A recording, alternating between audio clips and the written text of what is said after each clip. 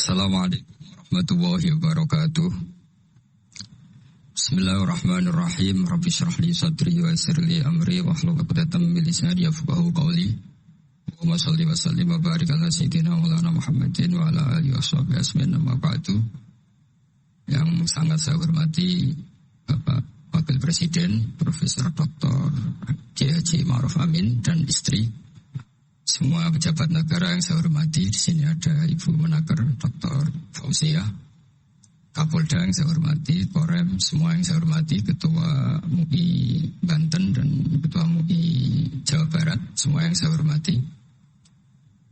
Ini tak tanya dulu sama Pak Dokter, ini gimana pakai masker? Ini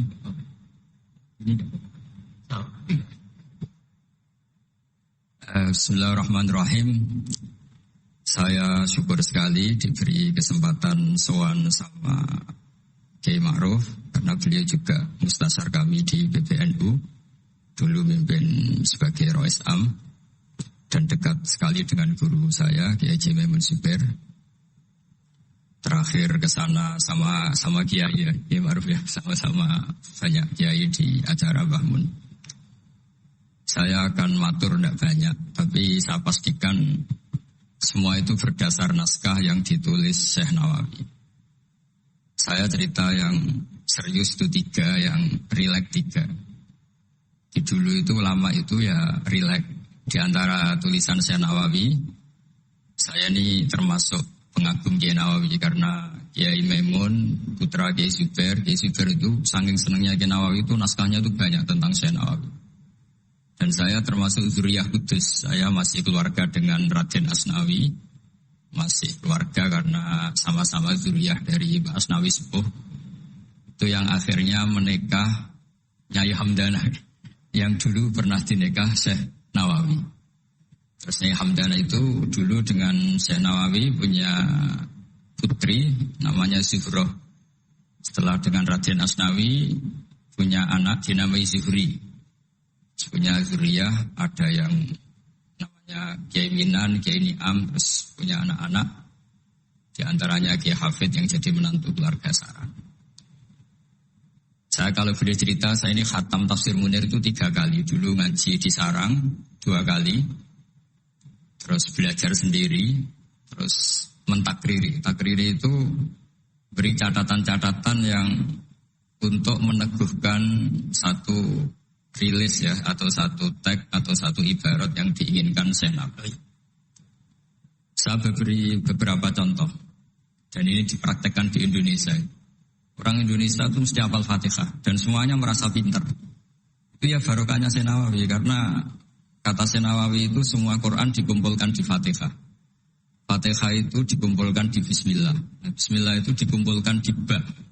Baknya saja masih dikurting di titiknya saja. Jadi kalau orang bisa titik itu sudah menguasai satu Quran. Karena pikirannya Syekh Nawawi itu semua Quran itu menerangkan tauhid, dan tauhid itu dimulai dari ba. Ba itu bi kana makana wa bi yakun. Jadi karena saya, kata Allah, yang ada menjadi ada, yang enggak ada juga menjadi akan ada kalau Allah menghendaki wujud. Sehingga dulu Syekh Nawawi itu sudah sukses membuat pikiran kita itu rileks. Kalau nggak bisa Quran semuanya ya Fatihah. Kalau Fatihah nggak bisa ya baca Bismillah. Setidaknya orang Islam itu nggak boleh tercerabut dari Quran. Sehingga saya kalau baca teks-teksnya Syekh Nawawi itu punya pengaruh besar di cara pandang kiai-kiai Indonesia. Dan setelah ini saya akan tidak menambahi juga tidak mengurangi. Adalah Syekh Nawawi cara menganalisis surat Ar-Rum. Di Indonesia itu menerima faham beragama, tapi tidak menerima faham ateis. Itu dulu zaman Rasulullah SAW sugeng, itu ada kekuatan besar, yaitu Romawi dan Persia. Singkat cerita, Persia ini tanpa nabi, tanpa kitab suci, yang Romawi ini punya nabi dan punya kitab suci. Meskipun versi mereka. Ketika orang Persia mengalahkan Romawi, itu Nabi terus dicibir, diolok-olok sama orang kafir Mekah. Muhammad, kawan kamu yang punya kekuatan langit, maksudnya punya kitab suci, ternyata kalah. Paling kamu juga kalah dengan kita yang tanpa pegangan langit. Nabi itu susahnya minta ampun. Karena Nabi tidak bisa membayangkan kalau kehidupan manusia itu tidak dipandu agama, tidak dipandu kitab suci. Meskipun zaman itu ya Romawi itu tidak Islam. Kemudian kata Nabi diberitahu Allah Ta'ala antara 3 sampai 9 tahun pasti Romawi akan mengalahkan Persia. Dan itu nggak dianggap kemenangan Romawi mengalahkan Persia, tapi menangnya ahli kitab, orang yang berpegangan kitab suci mengalahkan orang yang tidak berpegangan kitab suci. Dan saat itu Allah ngendikan wa yauma idzi yafrahul mu'minun, di hari kemenangan Romawi mengalahkan Persia atau kemenangan ahli kitab terhadap non ahli kitab, itu orang mukmin itu senang sekali. Sangat senang. Ini saya baca di tagnya Syekh Nawawi supaya di sini Anda tidak mendengarkan pendapat saya, memang benar-benar mendengarkan apa yang dikatakan Syekh Nawawi. Saya baca tidak, ya niru-niru Kiai Ma'ruf. Tadi beliau masih ngendikan secara pasif, ngendikan usul fikih, kaidah fikih, karena ilmu beliau dengan kita ini bersanad yang sama. Dulu Mbak Mun ngaji Mbak Karim yang ngaji Mbak Hashim. Jadi Mbak Hashim ngaji Syekh Khalil. Kalau saya lewat sanad kudus ya diantaranya saya lewat Syekh Nawawi Al-Bantani. Nanti saya baca beberapa sanad Syekh Nawawi. Kata Syekh Nawawi Al-Bantani, beliau ngendikan wa yauma idzi yafrahul mu'minuna bi nasrillah wa yauma idzi yaghlibur rumu ala farisa yafrahul mu'minuna bi taghlibillah man lahu kitabun ala man la kitabalah wa yafrahuna bi walafatihim al-musyrikin bi badrin. Jadi bangsa Indonesia itu terbiasa berkawan sama orang yang beragama, tapi tidak biasa berkawan dengan orang-orang yang tidak beragama. Itu karena Imam Nawawi mengatakan, Syekh Nawawi, wa naktubu maqaddamu atharuhum, pikiran besar Syekh Nawawi adalah ketika orang Romawi mengalahkan Persia, itu cara berpikir Imam Nawawi itu mengalahkannya orang yang berkitab, mengalahkan yang tidak berkitab. Jadi ini bukan pendapat saya, juga bukan pendapat siapapun, tapi murni saya baca teks yang dari Syekh. Sehingga kita secara psikologi, kita ini kan misalnya saya aja lah contohnya. Misalnya saya miskin, ada petinju, orang miskin kulit hitam bersama orang kaya. Kalau yang menang yang miskin tuh ikut seneng, padahal tidak ikut menang. Karena kayak terwakili gitu. Dulu kata Syekh Nawawi itu juga pikirannya begitu. Ini saya baca ini kata Syekh Nawawi. Misalnya seperti itu zaman itu. Wa sababu nuzuli hadil ayat annahu kana baina Faris war Rum qitalun. Wa kana al-musyrikun yawadduna antaghliba Farisu ar-Ruma. Di anna Faris kana majusian ummiyin wal muslimuna yawadduna ghalabatar Rum ala Faris liqaunihim ahlal kitab. Jadi dulu itu kata Syekh Nawawi, pikirannya orang Islam, boyo yang menang itu ahli kitab karena sama-sama punya agama, punya peradaban. Jangan sampai yang menang itu yang tidak punya kitab, tidak punya peradaban. Jadi itu saya yakin yang mengilhami para guru-guru kita, para kiai-kiai kita bikin Pancasila, diantaranya yang membentuk Pak Karno, karena Pak Karno yang dulu ngaji sama Hussein Praminoto, ngaji sama orang-orang pinter. Kita ini berketuhanan. Jadi itu ciri khas Syekh Nawawi di antaranya. Kemudian beliau menganalisis kemenangan. Kemenangan itu ketika orang Islam sudah kuat. Di halaman 424. Ini nanti kita bisa tinggal di sini sebagai hadiah sama Gus Syauki sama keluarga besar Pondok Tanara. Nabi itu orang yang gak suka duniawi, tapi kenapa sih Nabi harus menang? Nabi Sulaiman akhirnya menang, Nabi Dawud akhirnya menang, Nabi Ibrahim ya akhirnya menang, Nabi Musa akhirnya juga menang, dan Rasulullah SAW juga akhirnya mengalami kemenangan. Itu cara menganalisis Syekh Nawawi Al-Bantani. Kata beliau, iqamati alamatir riyasa, supaya kepemimpinan Islam itu kelihatan. Fala yabqa mayyaqdiru alal ikrah alal kufri. Jadi kalau kita menang, baik secara politik maupun ekonomi atau kultur, setidaknya tidak ada lagi kekuatan manapun yang memaksa kita untuk menjadi kafir atau menjadi salah. Kita tahu misalnya di beberapa negara di Eropa, barokahnya orang Islam kaya, ya pemain bola dulu tuh kalau puasa susahnya bukan main. Gara-gara klubnya dibeli umat Islam itu malah cari tukang adzan di stadion itu karena yang punya sudah orang Islam. Itu contoh kekuatan ekonomi. Dulu kita mungkin ngalami pengajian itu kayak apa susahnya. Sekarang ketika banyak orang-orang yang dari dunia kiai cakep, ya, sekarang ya nyaman. Jadi di antara alamatnya tamkinu hadatin adalah wala yumakkinanna lahum dinahumul ladzi tadallahum wa la yubaddilannahum min ba'di khaufihim amna. Ciri utamanya adalah tamkin fil ardh. Merasa beragama itu nyaman, tidak ada yang ganggu.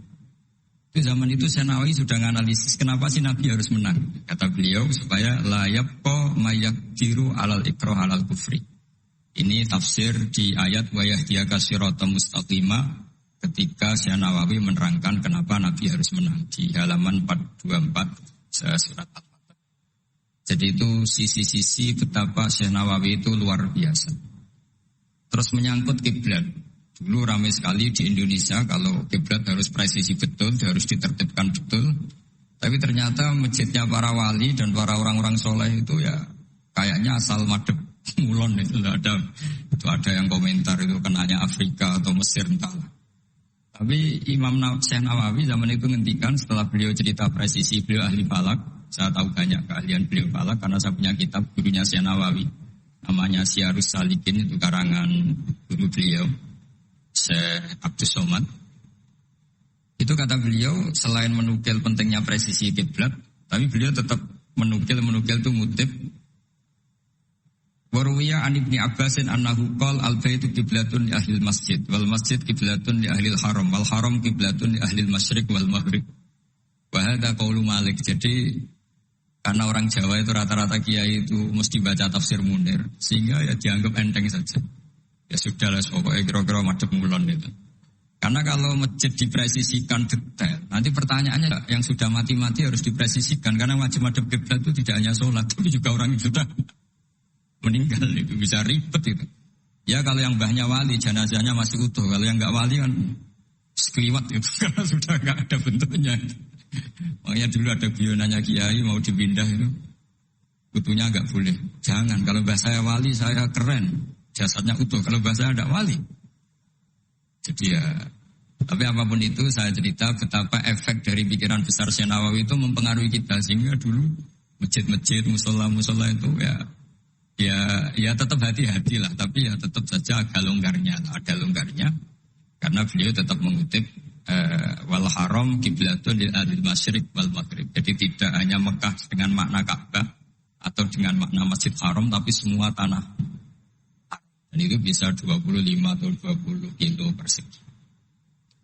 Kemudian ini biar benar-benar halnya Syekh Nawawi. Jadi saya tidak cerita pikiran saya tapi murni cerita Syekh Nawawi, murni cerita Syekh Nawawi. Saya punya naskah banyak karena memang saya nekuni betul. Saya khatam, kalau nggak salah 3 kali saya khatam tafsir Munir. Ketika beliau menafsirkan fa inna hizballahi humul ghalibun. Ini favorit saya di Syekh Nawawi. Pasukan Allah itu pasti menang, ya. Pasukan Allah itu pasti menang. Tapi beliau dengan unik menjelaskan, ya ini supaya benar-benar Syekh Nawawi ya tidak menambahkan, tidak mengurangi. Di halaman 278. Jadi ngaji pakai kitab itu untungnya 2. 1 mengutip, 2 terus gak usah mikir gitu. Jadi baru saya mikir nanti salah di depan Pak Wapres, di depan orang-orang pinter malah sakit atau goblok gitu. Jadi kalau nukil kan aman. Paling salah baca. Kayaknya enggak lah, saya pernah ngaji 3 kali. Kayaknya enggak. Tapi kalau misalnya salah ya enggak apa-apa. Bismillahirrahmanirrahim. Fa inna hizballahi humul ghalibun. Kata Syekh Nawawi, wa may yattakhidum satrusé terus hum al-ghalibuna ala a'daihim bil hujjah. Fa innaha mustamirratun abadan. Amma bisolah daulah faqad dihulabun.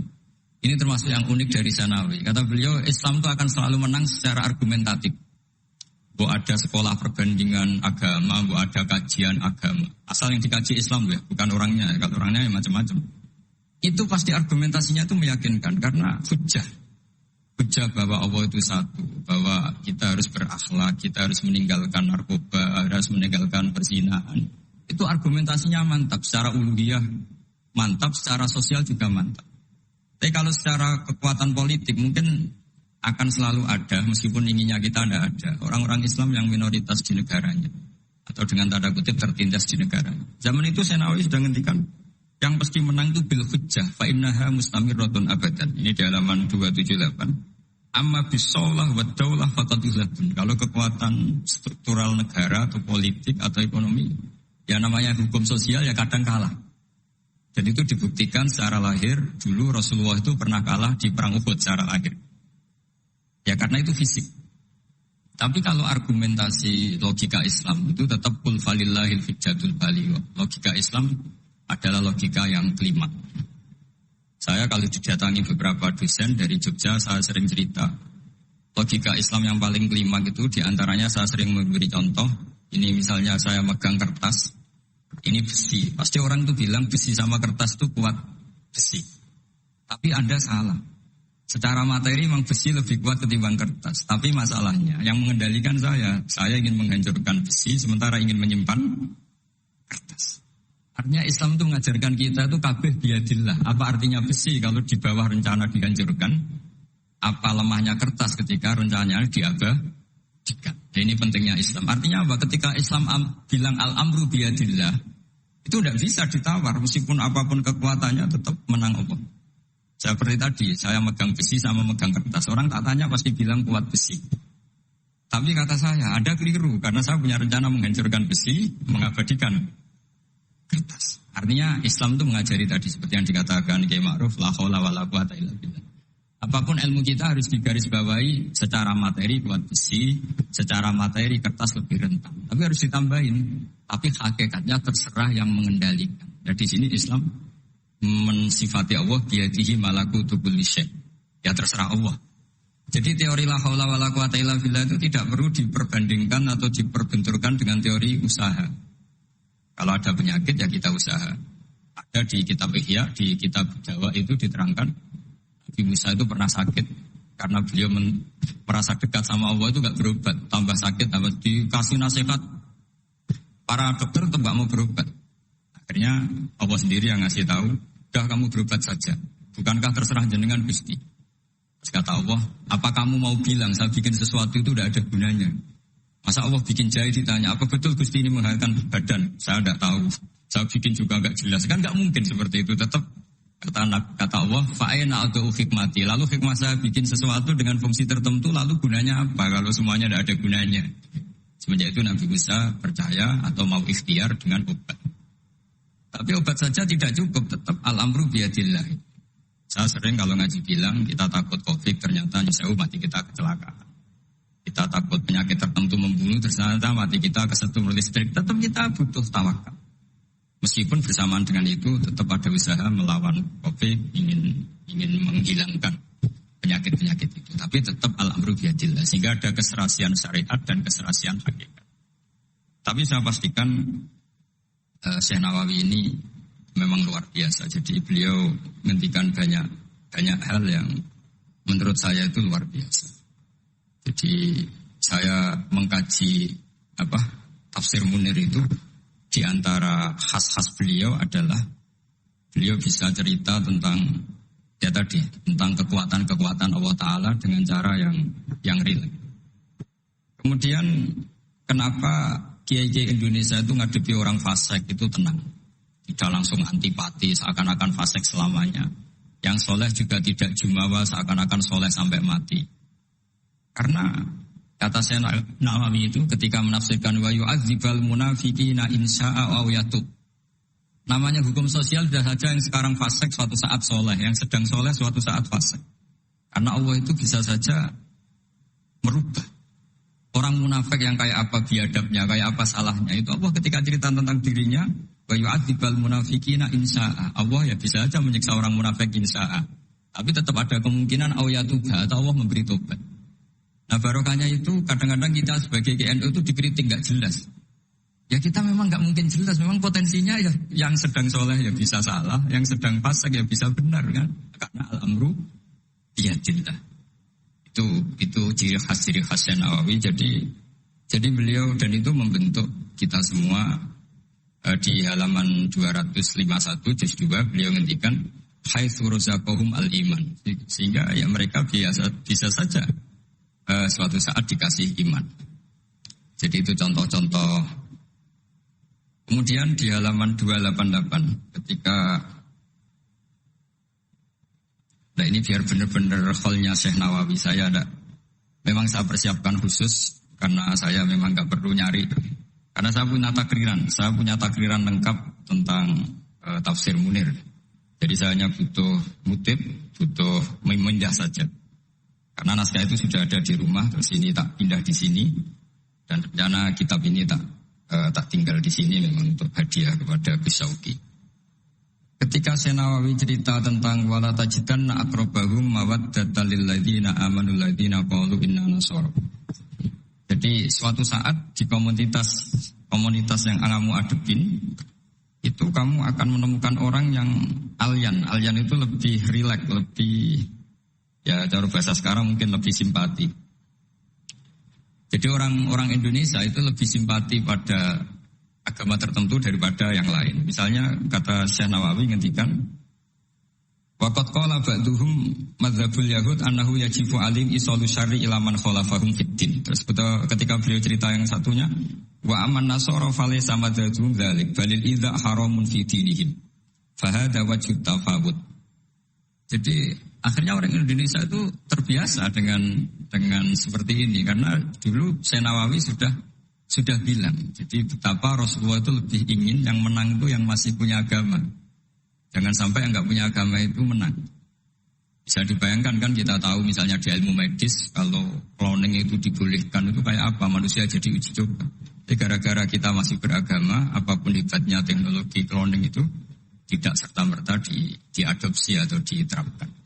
Jadi itu sumbangan-sumbangan Syekh Nawawi pada kita dan yang membentuk kita.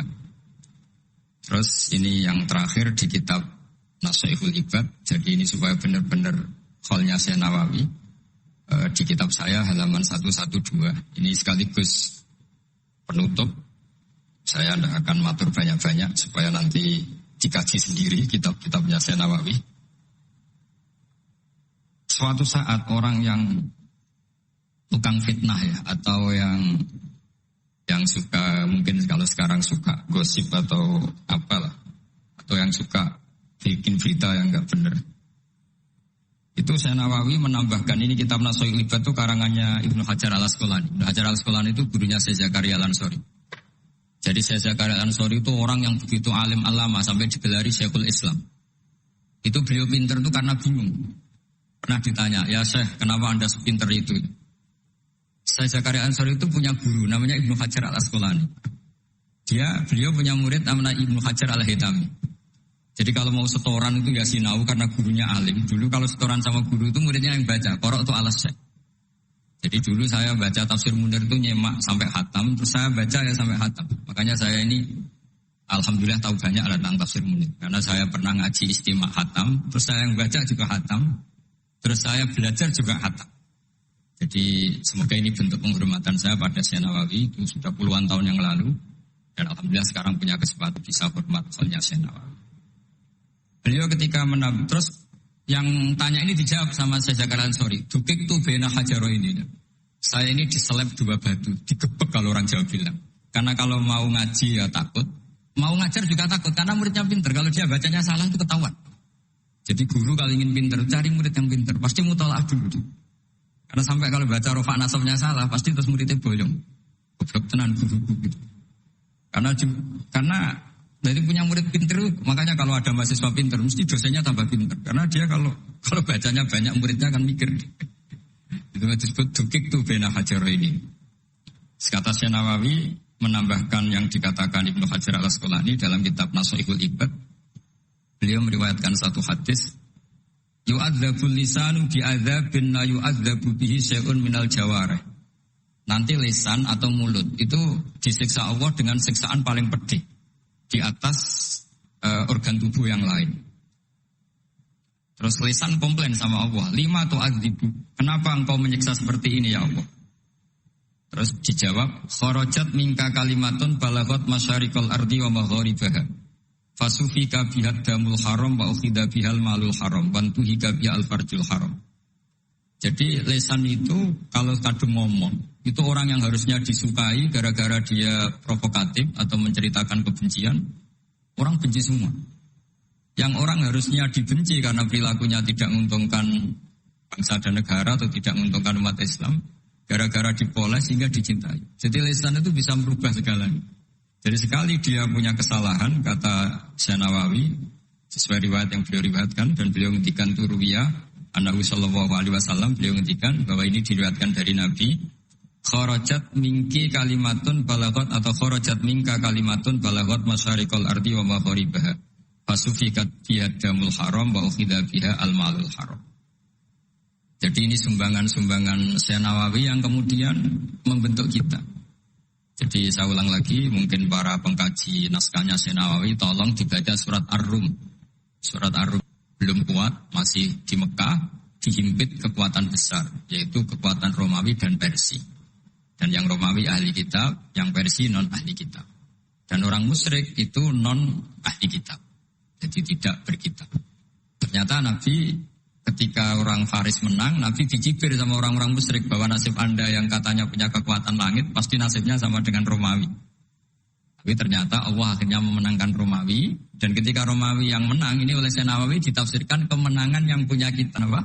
Romawi. Tapi kemenangan yang berpegangan kitab itu lebih menyenangkan bagi umat Islam, karena bagaimanapun yang punya kitab ini jauh lebih berperadaban, lebih beretika.